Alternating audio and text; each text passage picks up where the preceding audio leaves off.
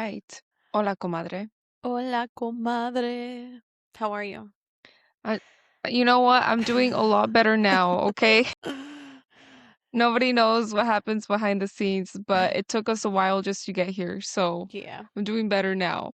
When I used to Oh, work in, what was it? What was my position called when I worked at Disney Cruise Line? Web. I think it was just called like web or developer? something like that. No. Oh God, Oh, no. I'm well. not that smart. It was like, it was not IT, but it was like troubleshooting. I don't know. And Mm, I would always say technology is very helpful, but very humbling. And I feel like that was yeah, pretty accurate. Five that was minutes us. ago, That we was had to take me. deep breaths. Yeah, yeah, all the deep Yeah. breaths, which is, I feel like, so, what would you say, online for this topic today. On So, brand. Yeah, definitely. yeah, it's so on brand. Jenny, do you want to introduce our theme for today? Yes. So today we are talking about self care. What is it? How do we implement more of it? And just getting some clarification on different types of self care. Because I think a lot of us have this idea that it's bubble baths and going and getting your nails done and going Mm-hmm. shopping and treating yourself, which those can all be a type of self care. But there's also discipline. There's also doing the things that are uncomfortable so that you can benefit in the future, so on and so forth. We're going to get a little deeper into that. But before we do, it's been a long time since the last time we It filmed. has. Val and I Yeah. have had many life changes. As you can see, we both got haircuts. Yes. um, I turned 30, which is crazy. Val's next. You're next, girl. Yeah, that's true. In a month. Yeah, exactly. In about a month. Yeah. Yeah, Cool. it's I'm excited. crazy. But yeah, life has been crazy. So you guys didn't know it, but we took a little bit of a break from filming just because that's kind of how everything fell into place. Val went to go visit our hometown. My Mm-hmm. mom came to visit me. And then like I said, I had my birthday and then I had a family emergency. Everyone's okay now, but like yeah, life has just been crazy. So I'm very very happy to be behind the mic again and having important conversations. Yeah. Anything to add before we start? Yeah. No, no, but it does feel good to be holding a mic again and doing this. I So, know, I yeah. know. Part of the Yeah. technical difficulties, Val can't use her normal mic, so but that's Mike. okay. Yeah. Bringing it back to the OG days. Yeah, yeah. All right. So opening up. So we're opening up with self-care. What is self-care? Let's just start with how both of us define self-care. So, Jenny, opening up, redefining self-care. What did you grow up learning like self-care to be? Was there self-care, no self-care? Like, how do you define self-care? I don't even really know if that was in my vocabulary growing up, at least not until I got to college, I would say. I didn't really, like, think about it or nobody ever taught me about it. Like, I knew about the idea of, like, treating yourself or, again, going out shopping, going with the girls, like taking a day to kind of decompress. And again, I do think those things are really important. But I don't think I started kind of defining self care for myself until I started listening to podcasts. So when I was in college, Mm-hmm. so I graduated from high school in 2014. Both of us did. And then I started listening to podcasts in 16. One of my close friends, who's actually one of my bridesmaids, she introduced me to podcasts and I had no idea what they were. Like I heard the word before, but I didn't really know what it was. And she was like, it's basically like a radio talk show. So like if you ever go to the AM channels instead of the FM channels, you'll usually hear a lot of people talking on the radio and literally just having conversations. Well, in this case, you just have a podcast that is on the app that comes with Apple, if that's where you want to listen to it, because I had an iPhone at the time. Still do. I'm not good. You're going to pry these Apple products out of my hands. I'm sorry. I know I know they're not the best. But anyways, so I started listening to some podcasts and there was this one, maybe we can invite them on here. They don't make episodes anymore, but they really really shaped me and like how I related to mental health in such a positive way. They're still on Mm, Apple Podcasts. It's called The Love Life Show, like Love Dash Life. And it's this mhm, red background. It's a very basic design, but that's because it was a podcast, back in the mid 2010s. And they talked about topics like this, where it was kind of diving deeper into the shadow work and therapy and learning more about yourself and journaling and doing those things that are maybe hard in the moment, but feel so much better whenever you've mhm, done them, and they really allow you to, like, release and just have a really cathartic moment. So, I know that was a long answer, but that's kind of how it's morphed for me over the years. What about you? mm. So yes and no. I feel like growing up, we definitely were very hardworking. And I mean, we as in like my family, like the only day that we really had like a day off was like Sunday. And that was because we were raised Catholic and that's like the Sabbath. And like we went to church and like maybe we went out and had breakfast. But literally that day was canceled. Like it was just like time spent with family. It was kind of boring, but that was the Sabbath, like, we just didn't do anything. Maybe we would just be home, really. Mhm, And then as I grew into, like, athletics, both in high school and outside of school, like, taekwondo, there was this big emphasis in recovery. So, like, you're straining your muscles, you're pushing your body, so there was a big emphasis in recovery. So mhm, that's kind of the way that self-care was, like, presented to me, but it wasn't like self-care, it was like, no, like, athletes need rest, athletes need to mhm, recover. Um, but even that concept was like you need to go home and like ice your legs or your feet or maybe go do like an ice bath. It was like a very, I don't want to say like traumatic type of like self-care, but it was like you need to mhm, go rest, you need to go ice your feet, you need to go wrap your legs, things like that. But breaks, I don't think breaks were always like encouraged. It felt like you might like fall behind. So mhm. yeah, it was, I think maybe I learned about really self-care about maybe 6, 7 years ago, when I was going to therapy. Yeah, 'Cause I yeah. was like, I really need to hit a reset. I was just like, Yes. yeah, Well, and that's yeah. exactly what we're gonna talk about because I think a lot of people, they wear the hard work and the not resting as a badge of honor. And don't get me Mhm, wrong, like, you can be a badass and you can be a really hard worker and you can be really strong, but at the end of the day, I think it's important to remind ourselves that we're all human. And if you do not give yourself mhm, breaks, your body will give you the break that it needs. It will force it on you mhm. through illness, Yeah. through tiredness, through autoimmune diseases. Mhm, And one of the main reasons we wanted to bring this topic up was because it is so common in not only, Hispanic households, I'm sure, other immigrant or other minority groups might feel this way, but specifically women. And so, yes, we mhm, are conscious comadres and we talk a lot about, the experiences of being Hispanic and growing up Hispanic, but we also want to talk to you guys, woman to woman, and let you know, like, yes, you need to rest. It is okay for you to rest. We're giving you permission right now, and you need to start giving yourself mhm. permission from here on out because you're not Wonder Woman. You deserve Yeah. to take care of yourself. And if you don't, all you're going to do is pour from an empty cup. And then at the end of the day, Mhm, your family and your friends are going to be the ones who suffer too. So if you're not doing it for yourself right now, maybe that will give you the motivation and be like, huh, I'm not going to give everybody else as much quality as I want if I don't take care of myself. But eventually the goal should mhm. be to put yourself first and let that be the motivational factor. So, yeah. Yeah, I think that's a really good way to like open up this subject and then kind of go into our second subject, which is aesthetic versus reality. Because also, I think, I don't want to say it's been like a marketing scheme, like self-care, self-care, and it's Yeah. just like face mask, face this, buy this product, and it's like almost become like a marketing scheme of Right. like what Like self-care clean looks like. girl, And soft girl. yes, which like I love that and I love that aesthetic and I like it, but I think it goes beyond that. Like Mhm. there's so much to like actual self-care than just like what you put on your face. Right. So I don't know, Jen, can you lead us into this subject? Yes, let me pull up the notes here. Okay.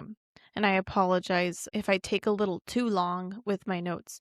I have many tabs open because I am in the middle of a real estate deal, so very excited about that. I love that. I love that. I was listening to a podcast with Eva Longoria. She's like, I would be on set getting ready, while also making phone calls about 401ks because Yes, I saw she that would one. sell life insurance. Yes, it's all just like Yeah. this is you're She was watching like a Jeni right now headhunter in or the life. something. Yeah. I'm Yes. like, that's how I feel Yes. sometimes when I'm at the restaurant. Yeah. Oh man. Okay, so yes, definitely, we've talked about the aesthetic thing that you just mentioned, like bubble baths, face masks, candles, and I love it. I love going to Bath and Body Works and just like spending my money. Mm, But we want to talk about some real life examples. And at the end of this episode, we're also going to give you guys some tangible things that you can start to work on today that's going to help you to feel a lot mhm, better, or at least a little bit better, for today. So, for sure, mhm, journaling. Journaling is, I love it so much. I will never give journaling up at all. I do fall off track sometimes. I try to journal every day, but that has not been happening lately. But it's something that I do want to keep in my routine just because it really allows me to process my emotions externally. I find that I am somebody who often just goes in circles and like I kind of go down a downward spiral if I'm not careful. So either writing something down with a pen and a paper or typing it on a computer really helps me to kind of get out of that loop because I am saying it out loud and then I am kind of seeing it from a different perspective. It's really, really weird, but that helps me a lot. Obviously, going to therapy. I am excited to say that I just recently started going back to therapy. I am trying EMDR. And so we haven't gotten into the bulk of the work quite yet, but we are starting to lay down some grounding techniques. And I'm really excited and just intrigued in general to see what that's all about. But you don't have to do EMDR, which stands for eye desensitization, or what is it? Eye desensitization? Is that it? Let me look it up real quick. Something movement. Oh no, eye movement desensitization. I don't remember what the R is. But anyways, so there's that one. There's traditional talk therapy. Going to the gym. I know a lot of people don't mhm, want to hear that. But moving your body in whatever way, you don't have to go to the gym. You don't have to lift heavy weights. Go dancing, mhm, go for a walk, go for a run, do some yoga.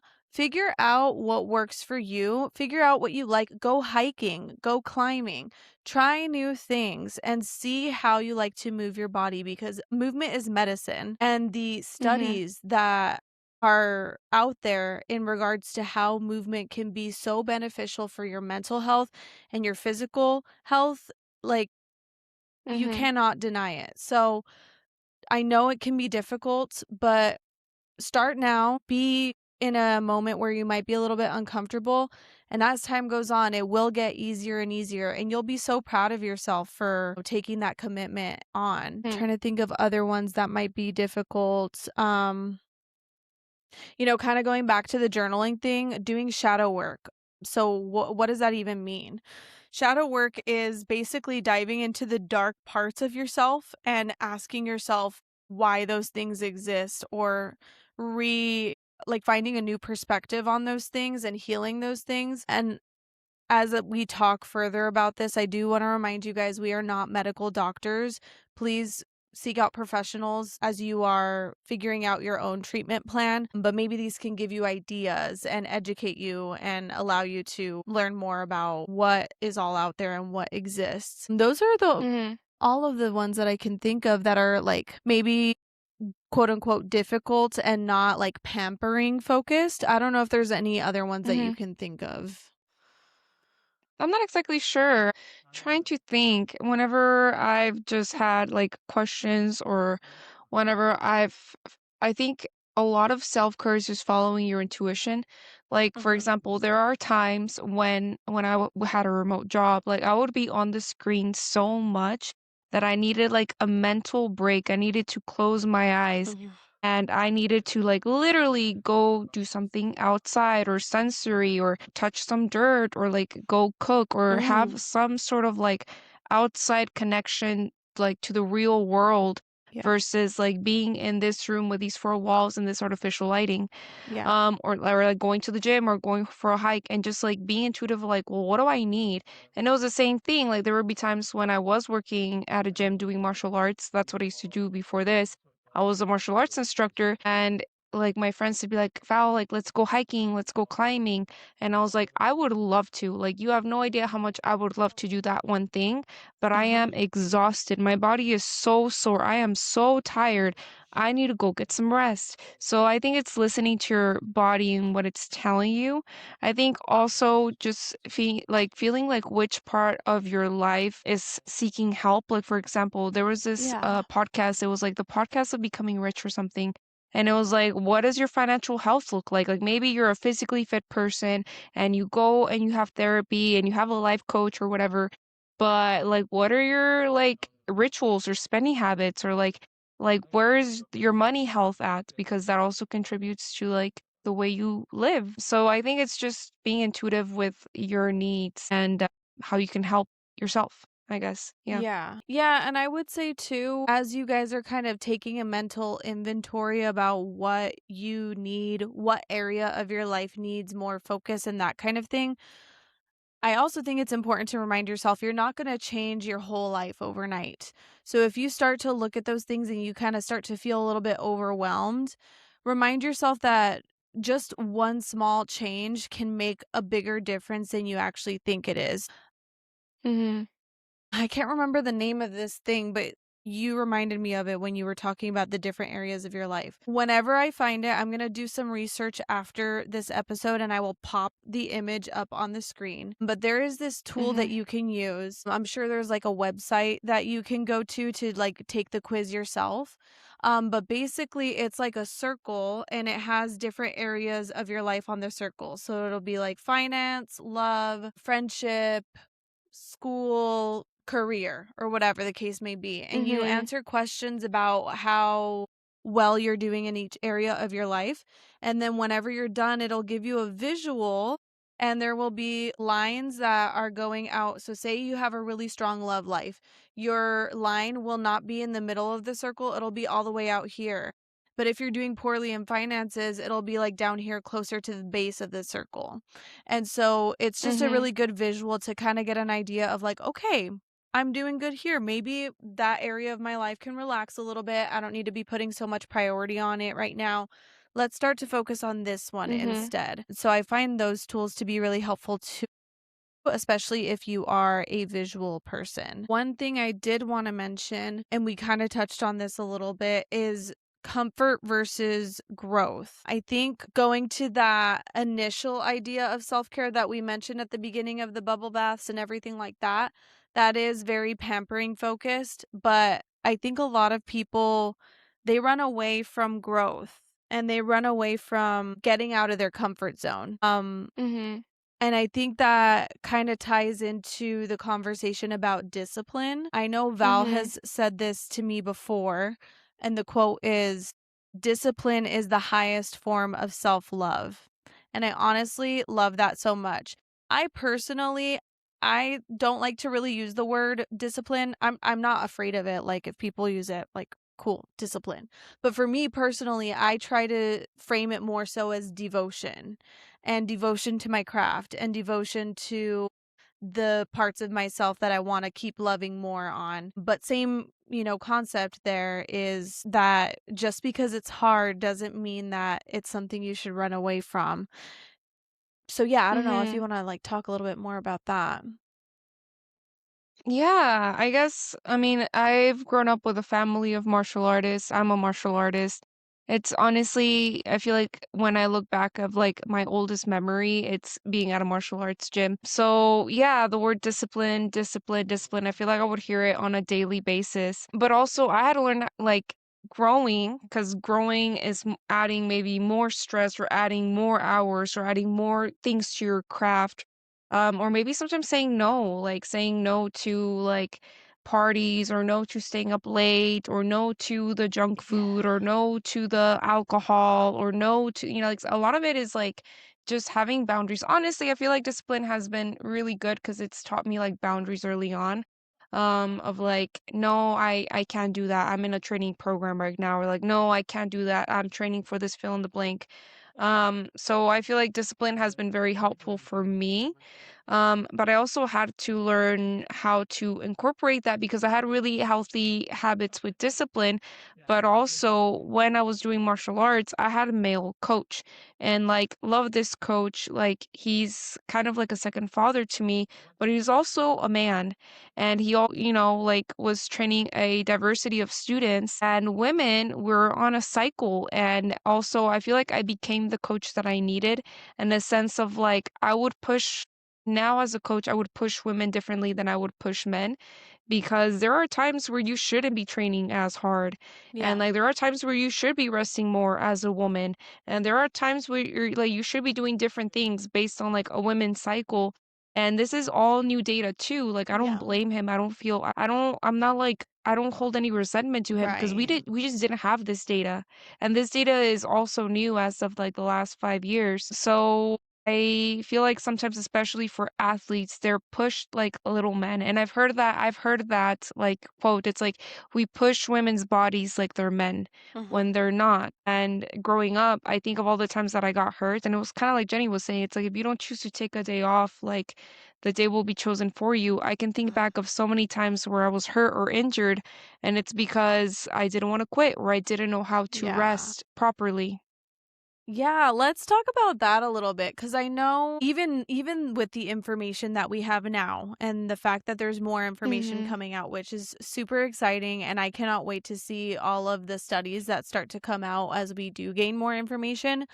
A lot of the information that Mhm. we do have is anecdotal, meaning that there's not an actual study that it's based off of. It's just kind of based off of word of mouth and what women's experiences are and them talking to each other and stuff like that. Doesn't mean it's not accurate. It just means that that is the Mhm. lowest quality of study that you have. Got our Mhm. psychology nerd coming out right now.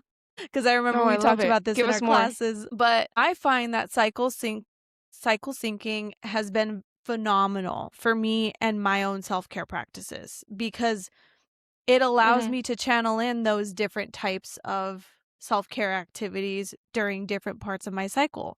So in my follicular and Mhm. my ovulation phase, you better believe I'm going hard at the gym. I'm lifting heavy, am incorporating maybe more cardio into my routine. I am social, I'm excited, I'm taking on more projects at work, that kind of a thing.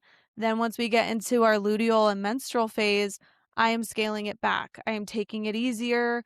I am substituting the sprinting or long distance runs for maybe some more LISS, which if you don't know, that stands for low intensity steady state cardio. I am still, lifting heavy, like a decent amount, moderate to heavy weights, I would say, but I might be going a little bit lower on the reps, or I might be taking some extra rest time in between my sets, or I might be making sure to prioritize stretching and eating more Mhm. and putting more carbs into my Mhm. body and resting more, Mhm. prioritizing sleep more, and so on and so forth. So, again, for the women who are listening to this episode, definitely do your research.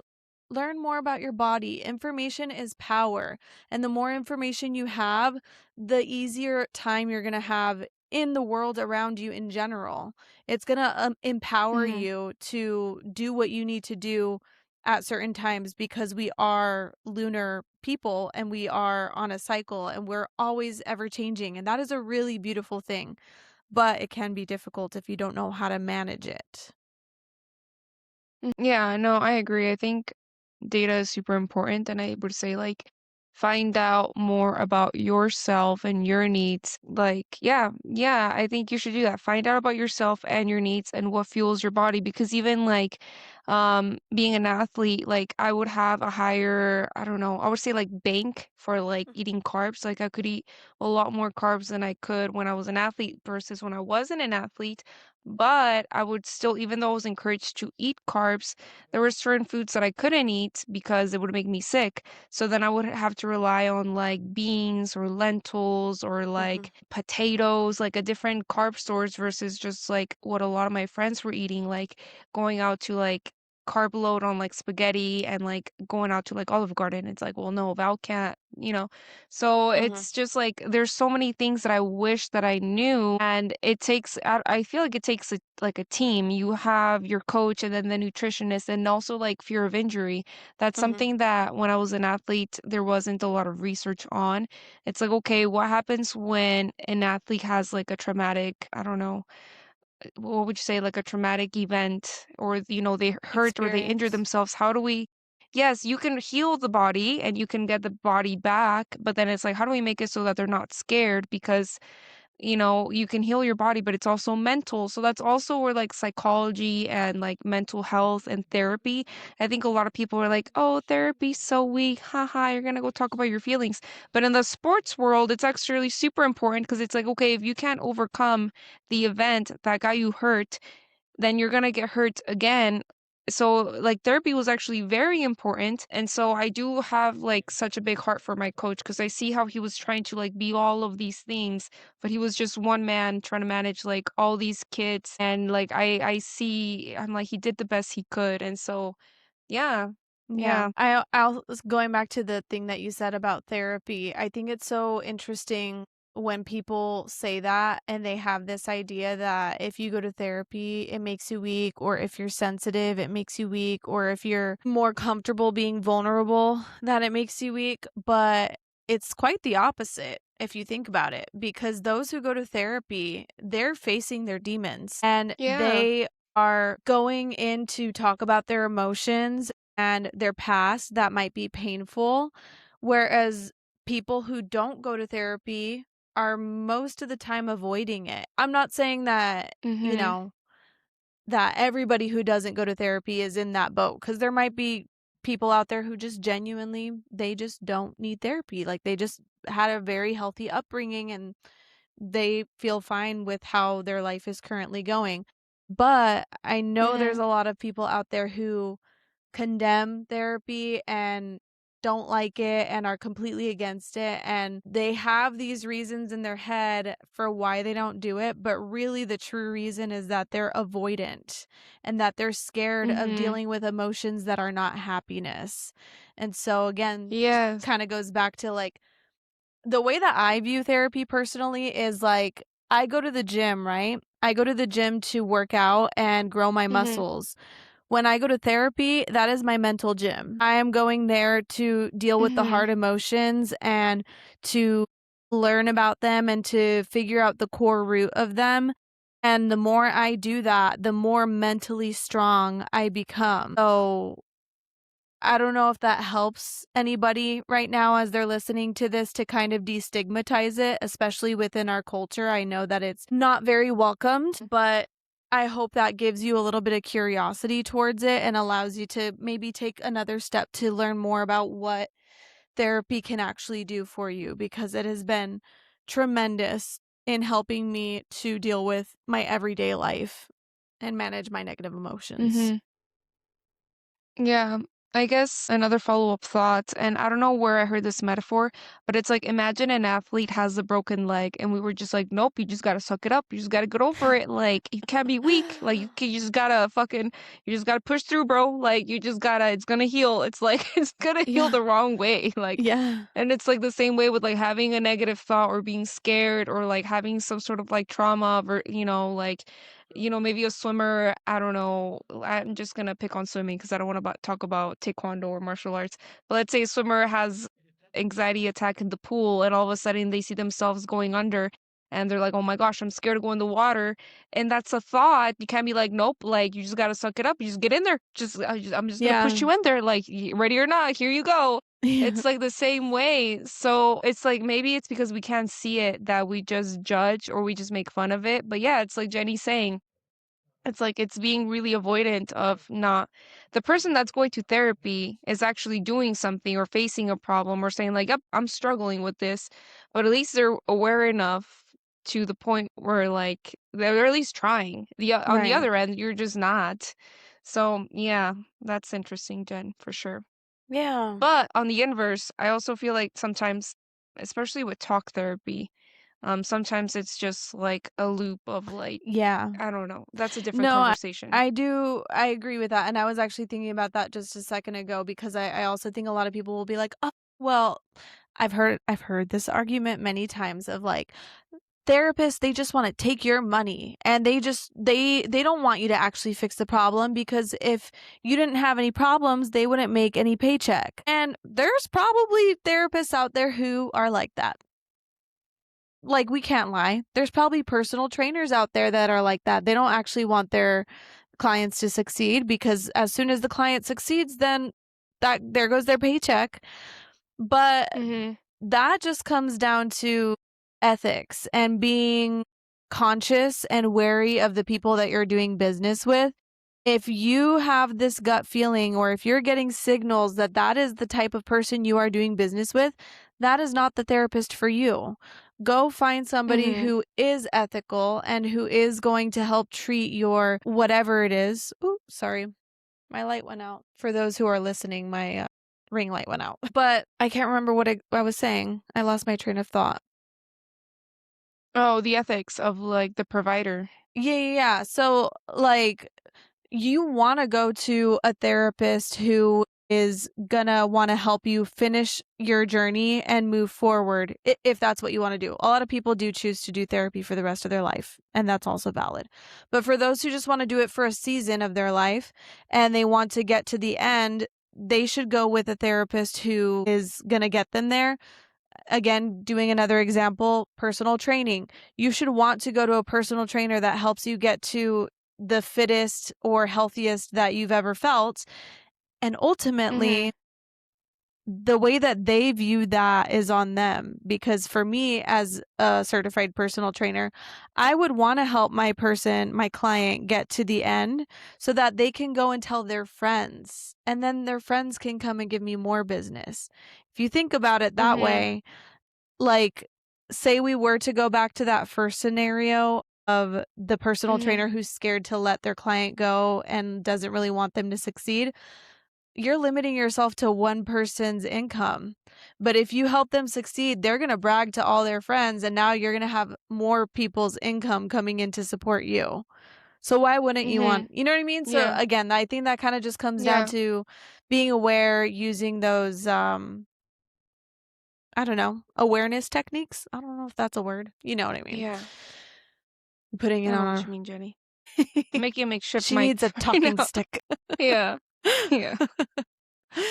All right. So do you have anything else before we move on? I don't know why that's so funny No, to no, that's good. The audience is just watching us do, like, makeshift it. It's just funny because I do see people do that on Oh, TikTok all the time where they'll put like their mic. Actually, I have something so funny, dude. You're gonna laugh. You're gonna laugh so hard. yeah. They'll have it like on the most random stick, okay?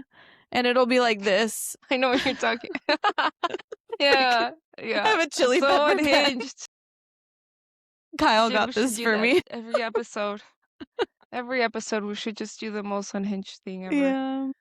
We're just Okay. making it up as we go, okay, you guys? Yeah. Okay? Give We us a don't break. know. We're Give us just a doing break. whatever. We're just coming on here and My vibing, you hand got guys. tired. My hand got tired, okay? Yeah. It's fine. It's Oh, justified. okay. All right. All right. Oops. Okay. Okay, so we kind of talked about self-care and discipline, saying no. I feel like saying no, Mm, that's actually one of the first things we teach kids with yes. autism is like saying no and respecting no because sometimes kids have to become their biggest advocates and usually kids with autism they tend to have higher rates of like exploitation or like Yeah. people doing things for them or people touching them inappropriately because they don't have like those boundaries or those cues or those sometimes even words. So we Mhm. push no, like nobody's business. We're like, okay, you can say no at any point. You can say no. So it's just like, how come we don't do that with like kids or adults where like there's like a peer pressure of like, "Hey, can you work this Saturday?" Yeah. And you're like, like, like I don't maybe You some feel people are just obligated. better at saying no. Yeah. Yes, you feel You're like, obligated. "Well, let me look at my calendar and see." And then they're, like, right there in front of you, and you're, like, looking at it on your phone, and you're like, "Don't," and you feel like you have to have an Uh, excuse, but no is a full sentence. Like, you could just say yeah. no, you know? And honestly, that's something I need to work on. Actually, Victoria, who we've had on this podcast before, and as we're filming today is her birthday, so you guys are not going to see this until after her birthday, but wish her a happy belated birthday if you see this. She recommended a wonderful book to me. Okay, so this is the book. It is called Set Boundaries, Find Peace, A Guide to Reclaiming Yourself by Nidra Glover Tawwab. I hope that's how you pronounce it. So I am still at the beginning. Well, this is the front of the book. So I still have a decent way to go, but I've been reading it and it's been so helpful for me because I have grown up with the tendency to people please and just to say yes to everything and to overfill my plate. And I talk to Val about this all the time. Not only do I say yes to everything that other people ask me to do, but I also will sign myself up for things that I don't need to be signing up for because I get excited and I forget to finish projects. And I love starting projects. It's so much fun for me, but I forget that there's something that I was already working on and I was dedicating myself to. And I need to learn, and I am learning how to take a step back and refocus on the core things, the things that are the most important to me, and say no to people and not feel like I have to give this like crazy excuse. Just be like, you know what? Actually, I did that today. My broker, she asked me if I wanted to do an open house this upcoming weekend, and I did give her a pretty lengthy reason, but it was a good reason. As I mentioned to you guys, there was a family emergency and everyone's okay, but I had a family member who was in the hospital and I've been helping them out with taking care of their kiddos every now and then as the spouses have been kind of going back and forth between the hospital and stuff like that. And I told my broker, I was like, you know what? I think I want to keep this Sunday open just in case I need to watch the kiddos. Technically, I could all do it. I could if I wanted to. I really could watch the kids and do the open house and do this and do that and just be all over the place. But if I did that, I would feel burnt out. And my mental health and Mhm. my sanity is just as important. So, yeah. Mhm. Dang, Jen. You said that and I just had so many ideas. I heard everything you said, okay? I promise. But I just thought of so much and I feel like sometimes I think in quotes, you guys, maybe I was a monk in a past life. Maybe I was just Maybe. like a Buddhist monk just reciting quotes. But You there's were this quote Gandhi. and it says, I was Gandhi in a past life. Can you see it? Just kidding. It's just like with no hair. Just kidding. Okay, for the row. I could see it. Okay. So the quote is it's like the person that chases two rabbits catches none. And it's basically Mhm. you're like too scattered that you're trying to do too much that you do nothing or like nothing gets done. The other one, and this kind of goes into like discipline and devotion. I don't know where I heard this, but it was kind of like you deserve to apply yourself, or it's like you deserve to apply yourself to your craft. And it's basically like you are worthy of being great. Like you are worthy of Mhm. applying yourself. You are worthy of putting in the reps, putting in the time, fill in the blank, whatever it is that you choose to do, is like you are worthy. So, and then I just think of like scenes or I just think of like CEOs, but the person that is always accessible kind of loses respect because it's just like Mhm. you're always available. You're just the go-to person. You're the person that says yes to everything versus being the exclusive person. Like I got to check my schedule, or I got to check my calendar. I want to start doing this. I'm going to say it on the podcast. So just if I say it to you, I'm going to say it, but if I say it to you, I'm practicing. I need to check with my assistant. Do it. Yeah. Yeah, I'm just like Do it. I don't know. Manifest I need it. to check with my assistant. I need to talk to the actually one of the things that I do is, like, I'll say, like, "I need to talk to the Conscious Comadres team." Like, there's, like, a board there is a board, there is a Yeah, team that there I need is. to talk to, like, there is. Yeah. Like, I need to talk to my team. You know what that kinda reminds me of? I don't know if you've Mm, heard this, it's like a new thing that's coming out on TikTok, it's like a mm, trend that's happening, but it's, like, actually mm, helping a lot of couples out there. So, say there is some housework that has been neglected for a mm, while, like the trash needs to be taken out or whatever. Instead of you mhm, telling your partner, like, "Oh, can you take the trash out? Like, you're supposed to take the trash out. Like, this is your thing of the chores that you're supposed to mhm, do, blah, blah, blah, blah, blah," nagging them. You mhm, come up with, like, a random name, like, I don't know, Billy. Be like, "Billy didn't do the trash again today." And then you tell your partner, mm, you're like, "Ugh, Billy, oh my god." And then the other partner is like, my god, Billy is at it again. Like, that's kinda mm, what that reminds me of, but in you're just saying your assistant, so it's like, you have an assistant, even if everyone knows that it's, like, it's not real, just be like, "Yeah, I'm gonna have to check with my assistant," and then, like, oh, we'll just all go along with it. I think we should do it. Let's do it. okay. If we Let's do feel it, you a heard it little here first. overwhelmed, we gotta check with our assistant, and that's okay. Yes, yes, so well, this is kind of I mean, it's not true, but Troy, who's my husband, he helps out every now and then with Deep Naked Thoughts and Conscious Comadres, or like whenever plans are asked to be made, I will say like I need to check with my team Mhm, because who knows? I could be filming, like who knows? So I will just say like I'll get back to you. I need to check with my team. But I have seen that where like important people are I don't know how do I say exclusive? Like mhm. it's hard to get a meeting with them. They're busy, they have things to do, they follow their schedule versus people that just give their time to everyone. It's kind of like they give their time to everyone. I don't know. It's Yeah, like well, it's kind of reframed in my brain. and if you think about it too, I feel like it's a sign of self-respect because, for example, Mhm. say that every Tuesday you go to the gym at a specific time, and then somebody says, "Hey, do you want to do this? Do you want to go and have these plans or whatever?"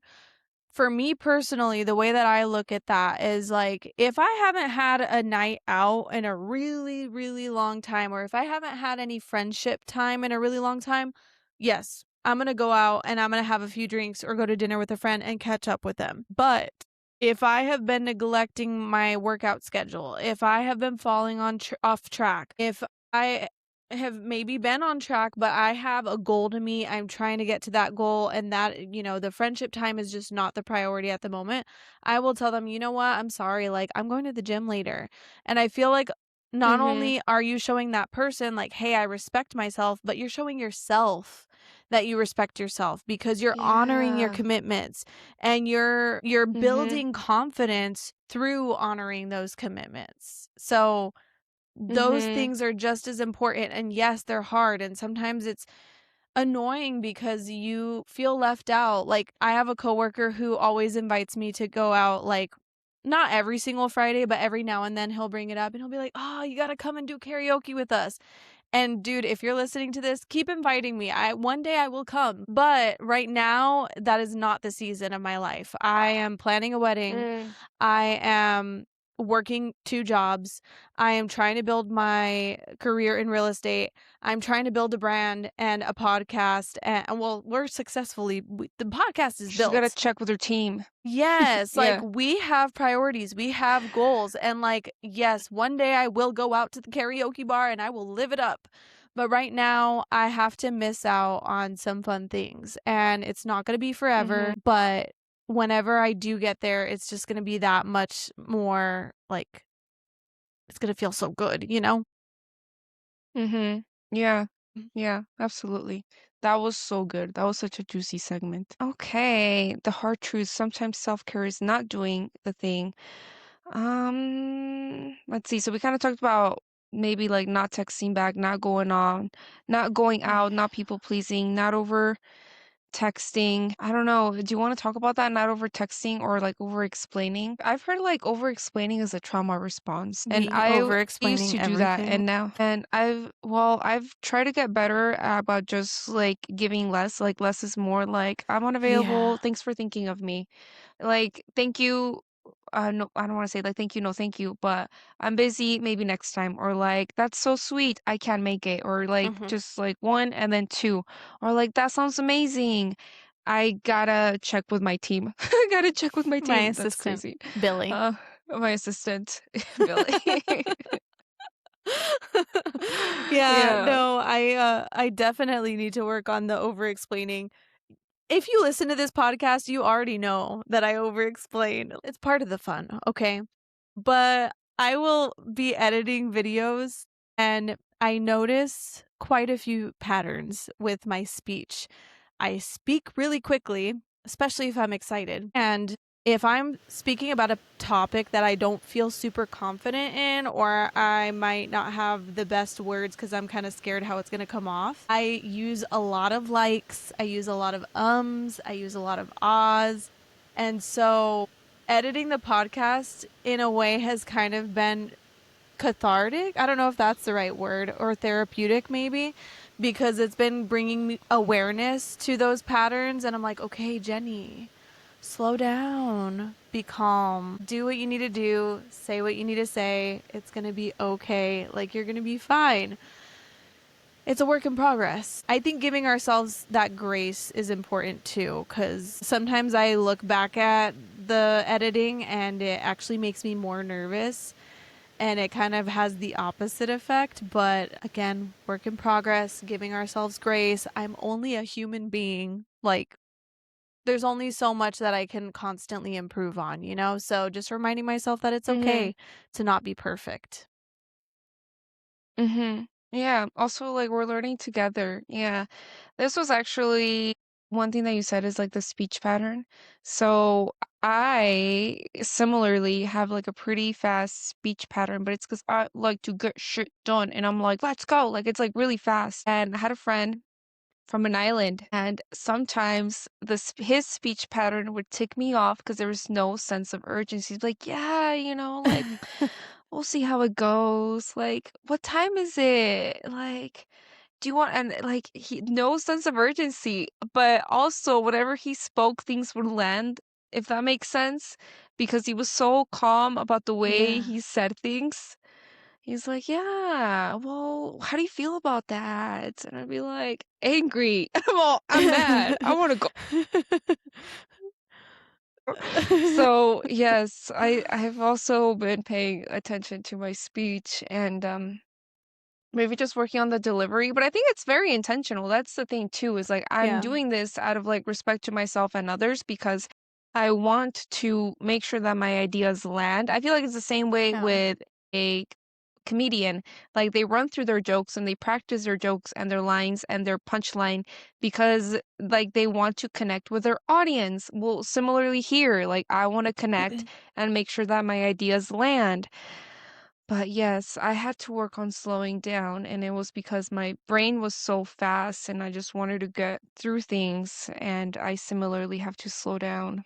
Yeah. Be like, "We're at the beach, Val. We're at the beach. Yeah. We It's got the breeze okay." in our hair. Yes, yes. We got a drink in our hand. It's funny because Mhm. whenever we first started the video and we were having all these technical difficulties, Val couldn't hear me at first. And then all of a sudden she could hear me and she's like, I hear birds. And it's because I have like beach ambiance in the background. So if you hear Mm. birds, that's why. I need to relax and get into the visualization. Okay, that actually helped me calm down, actually. I'm Yeah, like, we're love taking it. deep breaths in real time. Okay, so I guess at the next segment and kind of just, well, I don't want to say just to wrap this up, but how do you feel or how do you know where to get yourself, Jen? Because I feel like self-care is a balance of either pouring into yourself and you're doing more for yourself or pouring, maybe not pouring out, but like doing less. Sometimes it's doing more and sometimes it's doing less. Mm. So how do you navigate that balance? Honestly, I I don't really have a set method. I just wait till I have anxiety.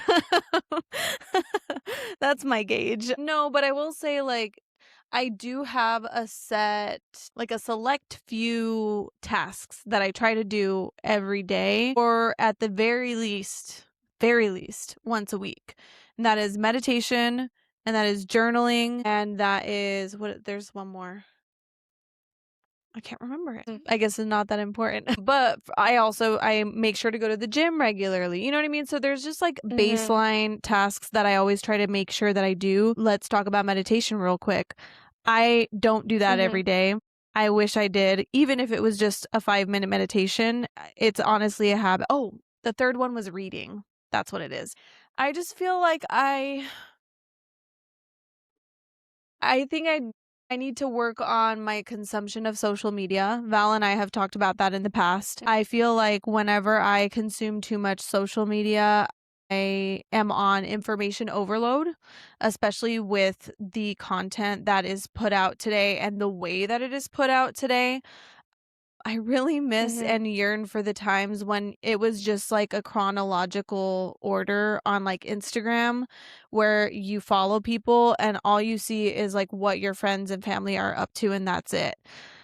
Don't get me wrong, the Mhm. algorithm is really efficient and it's really good at feeding you what you engage with and stuff like that. But sometimes I can fall into the trap of not consuming such healthy things. So I'll get like a lot of gossip on my page. I've done a really good job of filtering out the political stuff because I do not want to get my information and news from social media. I would prefer to research that stuff on my own. But yeah, Mhm. sometimes I fall into the trap where the algorithm is not starting to be so good. And so I've been just trying to kind of get away from social media consumption in general and channel my energy Mhm. into creating content, but also reading. So again, reading stuff like this or just reading a good old fashioned fiction book or making sure that Mhm. whatever content I am consuming is a long form content and is beneficial, is adding to my life, is making me feel like I am getting smarter or getting more tools under Mhm. my belt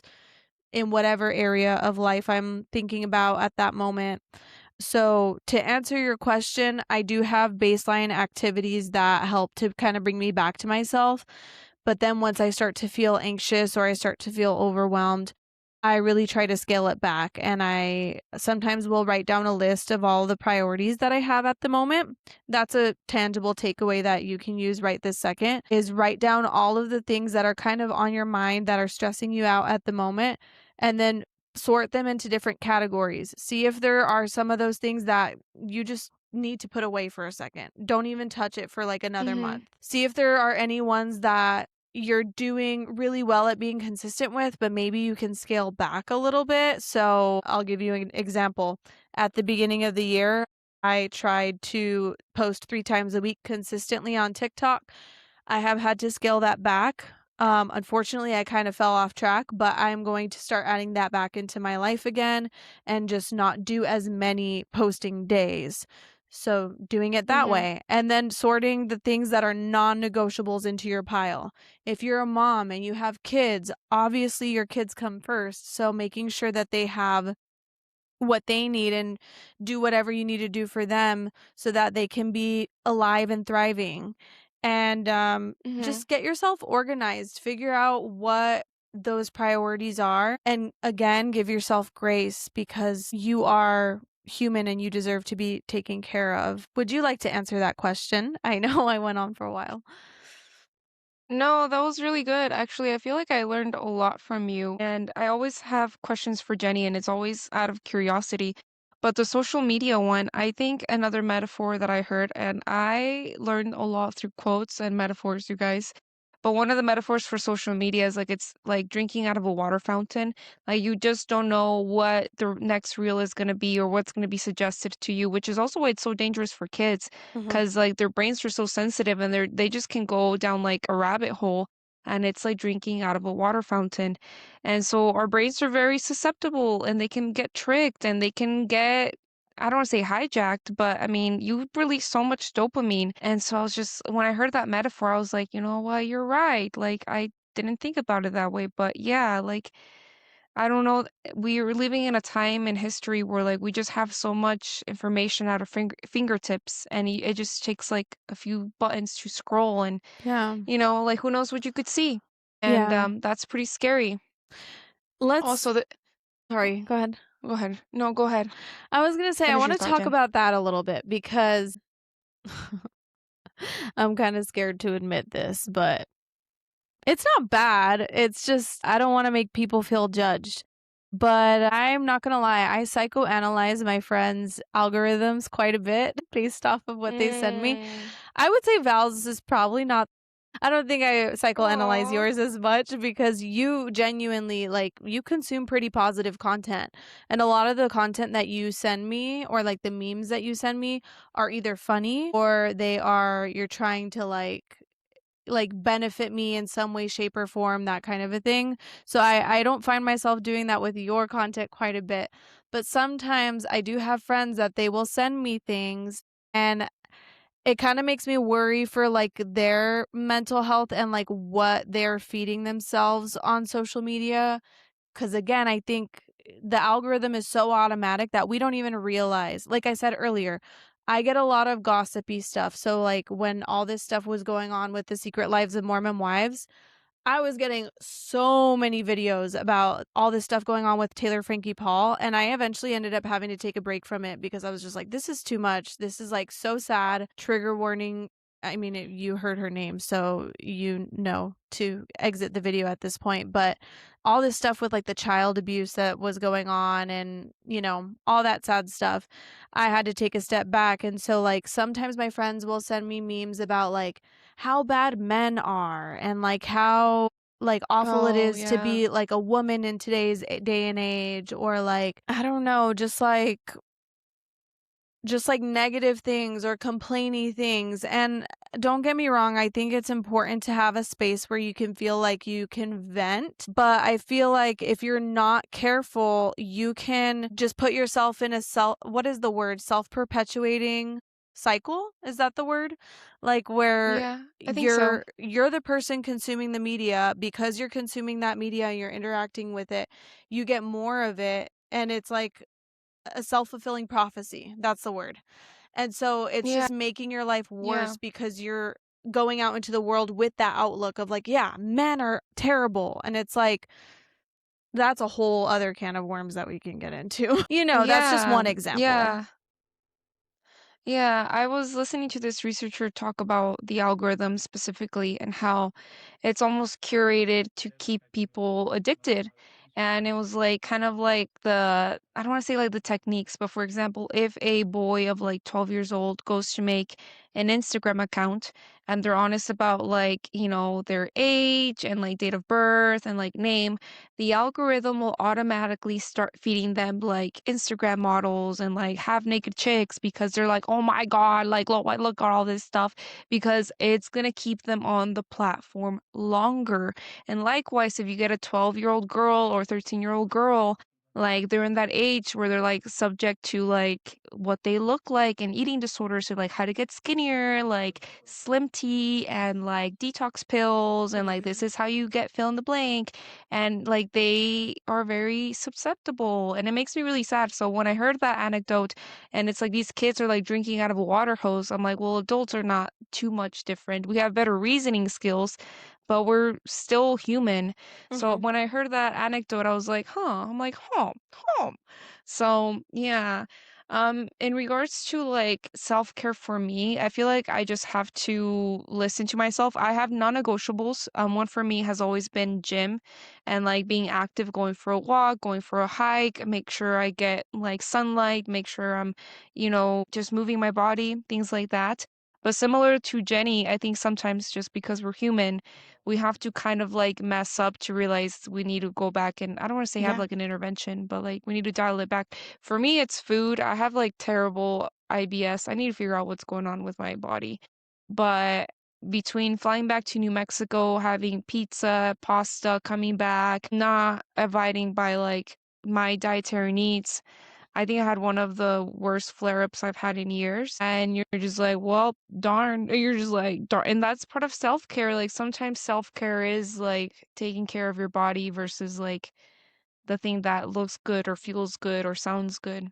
And like Mhm. I was just like, darn, Yeah. darn. Yeah, we're Yeah. learning. We're always learning. That's what it comes back to. All right. Mm. Going back to our notes, I feel like a lot of the stuff we kind of already hit already. Do, do, do. You Mhm. know what? There is one section that I do Mm. want to talk about. So it just kind of lists some examples of practical self-care, and I love this topic. Mm. Let's talk about sleep. I am the sleep queen. I love it so Oh much. yeah. I love it so much. My fiance makes fun of me. He's like, "You're gonna sleep when you're dead." And I'm like, "Well, not for me." I love sleeping. Like, I love it so much. And he's like, "You don't feel like you're like missing out?" And I'm like, "Nope, nope." Like, I love Mm. it. I will sleep in Mm. as much as Yeah, possible. my husband has a quote, oh my God, but he's like, "Sleep is for the weak, but rest is for the best." And he's Hmm. such a grandpa. Just kidding, I love him. I love him so much.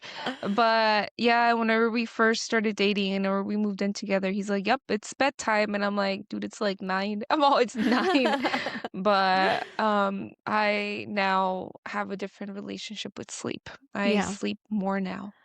You know what, though? I Take it will away, Jen. say my sleep habits have not been good lately. And it's because of a Mhm. lot of reasons. It used to be so good. So, let me give a few tips and tricks of I'm going to give you my dream sleep scenario, okay? So, my Mhm. dream sleep routine would be to start doing some skincare before bed, make a little tea, Mhm. maybe like a magnesium drink of some sort, go to bed or like not to bed, but like lay in the bed and like read a little bit. And the Mhm. reason why we read is because read helps to naturally produce melatonin. Try to reduce as much blue light at least an hour before, but if not, like 30 minutes is good. Go to sleep. If you have an eye mask, you can put an eye mask. I actually recently started using an eye mask and it is game changing. I also recently started using mouth tape and I literally just started. So I will report back and let you guys know if it actually helps with like sleep quality,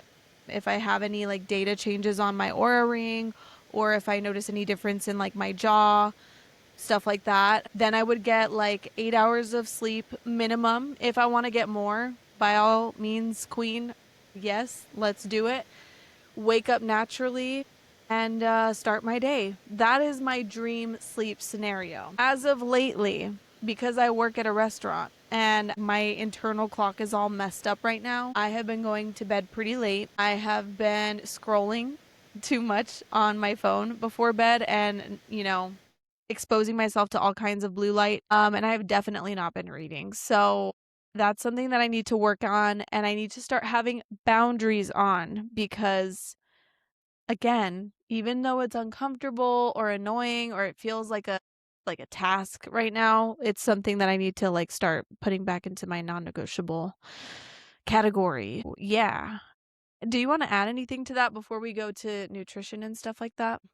Um, I'm trying to think. No, I know that sleep is important. The thing that I abide by is like I know sleep is kind of like when my body gets to reset. It's like my muscles are getting stronger. It's kind of like the data behind it. That's what kind of drives the behavior. Like I'm like I'm doing this because it's good for my body. Mhm. But I'm like Kyle in like a sense of like I love staying up. I love Yeah. being a night owl. I love not sleeping. I love it. I love it. I love working at night. Like, I love staying up, and then I don't know why. It's like the world is quieter. Like, I can Yeah. just function better. I feel like I have more time Yeah. too. I love it, You know Jenny. what's But interesting anyway, though? Because Kyle, like, he literally doesn't sleep. like he goes mm, to bed at like 11 and then he wakes up at like 5:45. I'm like, mm, who are you? That's crazy. But he's also the same way because in the mm, morning he prefers like it being quiet and him being the only one who's awake. And I'm just like, you mm, crazy. I don't know how you do it. mm, mm, So real quick, I do want to touch on nutrition. Again, reach out to a professional before you take any advice, but at the very least, try to make sure you're eating whole foods that are nutrient yeah. dense, protein dense, very, very helpful, especially if you're a woman. You are at risk of osteoporosis. Eat your freaking protein, ladies, and make sure that you are lifting. If you're not lifting, make sure you're at least walking. Walking is really good for those who have, or for anybody who wants to prevent osteoporosis.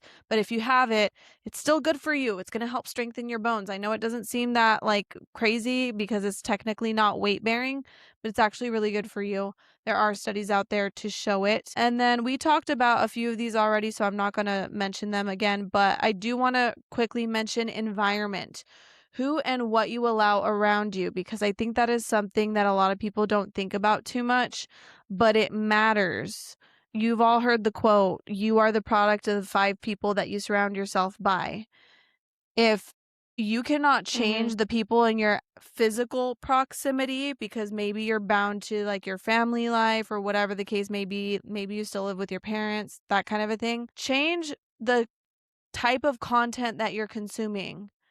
Engage with Mhm. educational podcasts. Do whatever you can Mhm. to make sure that you're feeding your brain the right content because that's how you're gonna have a growth mindset. So I know we've talked about this plenty of times before, Val. Do you have any thoughts on that one? Yes, actually, and I'll keep it brief, but I do like friend inventory. My friends are like, "What? You like inventory us?" Yes. And I will ask like, does this person bring out the best in me? Or like, am I the best? I don't want to say the best, but am I like a good person around these group of people? Or are these people good to other humans? And like if the answer is no, then I try to limit my interaction with that person. And I don't want to say like I'll be mean to them or I'll Mhm. cut them off or I'll fill in the blank. But distance is, yeah, like I'll manage my distance because I don't want to become more like that person or I don't want to, yeah, yeah, Yeah. that's it. That's all I got. Yeah. Um, I would agree with that, and I think that's a really good practice to have and to keep an eye on as you go throughout your life. We've already talked about some tangible things that you guys can do, but real quick, I know we talked about a lot and I know it might feel overwhelming. So I just want to invite everybody to take a quick deep breath. Okay. And again, remind yourself that not everything is going to be fixed overnight. If you are somebody who has a really hectic life, don't forget to take care of yourself, especially if you're a mom, especially if you come from a minority background and it's expected of you to be a team player, to be part of the group, or take care of your family, or this or that. Cut out time for yourself. It is extremely important. And especially if you're a woman, you are beautiful, you are loved, you are valuable, you are worthy, and you are deserving of a beautiful, healthy life. So that is all I have. I don't know if Val has any other closing thoughts before we finish up this Um, episode. I would say that self-care is non-negotiable. Like, it is your responsibility to take care of yourself. Like, at one point, when you have your parents, like, they take care of you and they make sure that you're okay when you're sick, that they're feeding you the right foods. But at some point, like, you are your own responsibility. So it's not a luxury. It's a responsibility. Necessity. And the better you take care of yourself, yeah, I think of people as flowers or plants, and I've said this in the past, like I think of my friends as flowers, but you have to water yourself. You have to take care of yourself, or you will start to dwindle. And so it's your job. It's for the betterment of you and the betterment of others. Like the more healthy you are, the better well rested you are, the better you're gonna be able to help others. Hmm. So you gotta pour into yourself. Yes. Yeah. I love that. Yeah. I think this is a really good episode. I'm excited, and please let us know if there is any self-care task that's not comfortable, that might be out of your comfort zone, that you're wanting to work on and add more of in your life. We definitely want to hear about it, and we want to help cheer you on Mm-hmm. as you prioritize those self-care tasks in your life. Mm-hmm. All right, you guys, that's it for us. Thank you so much. Send you guys Bye. love. Thank you. See you next Bye. time. Thank you. See you next time.